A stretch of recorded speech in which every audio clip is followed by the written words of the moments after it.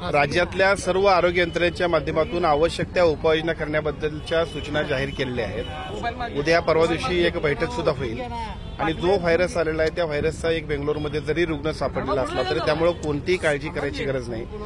आरोग्य विभागाच्या आवश्यक त्या सूचनांचं पालन करणं आणि अत्यंत चांगल्या पद्धतीने स्वतःची काळजी घेणं या सगळ्याच गोष्टी करण्याबद्दल आपण सर्वच आपल्या नागरिकांना सूचना करतोय। बऱ्याच वेळा असं होत असते की सोशल मीडियामध्ये, पेपरमध्ये किंवा आमच्या एकमेकाच्या बोलण्यांमधनं सुद्धा विनाकारण माणसांच्यामध्ये भीती तयार होते। अशी कोणतीही भीती बाळगण्याची गरज नाही।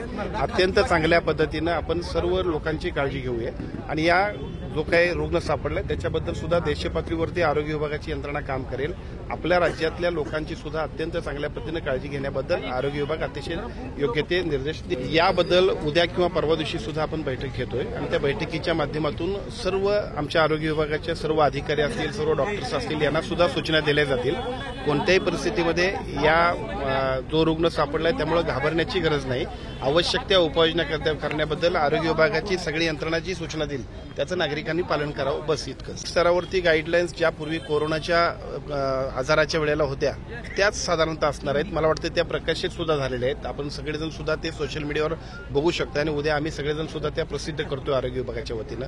म्हणजे थोडक्यात काय की संसर्गजन्य आजारासाठी ज्या काही काळजी आपल्याला घ्यायला पाहिजे होती त्या सगळ्या काळजी घेणं म्हणजे हात स्वच्छ ठेवणं असेल, एक शिंकण्यापासून थोडीशी काळजी घेणं असेल, अशा सगळ्या गोष्टी ज्या आहेत त्याच्याबद्दलचे योग्य ते गाईडलाईन्स उद्या प्रकाशित होतील आणि आपण सगळेजणच अशा पद्धतीच्या कुठल्याही आजारापासून काळजी घेऊया आणि सगळ्याच लोकांना अतिशय चांगल्या पद्धतीने या सगळ्याच्या सूचना देऊया। मुख्यमंत्री सातत्याने सगळ्याच विषयांवरती चर्चा करत असतात। त्यांच्यासमोर राज्याचा खूप मोठा व्याप आहे आणि ते सगळ्याच गोष्टीला आम्हाला सर्वांना सूचना देत असतात। त्यामुळे साहजिकच त्या सगळ्या गोष्टींबद्दल सुद्धा सूचना ते देतील। माझी राज्यातल्या सर्व नागरिकांना विनंती इतकीच आहे की कोणत्याही अफवांवरती, सोशल मीडियावरच्या योग्य अयोग्य बातम्यांवरती विश्वास न ठेवता या राज्याचा आरोग्य विभाग अत्यंत सक्षम आहे। कोरोनासारख्या अत्यंत गंभीर अशा पद्धतीच्या आजाराला सुद्धा आपण सगळ्यांनी त्याच विभागाच्या सहकार्यानं परतवून लावलंय।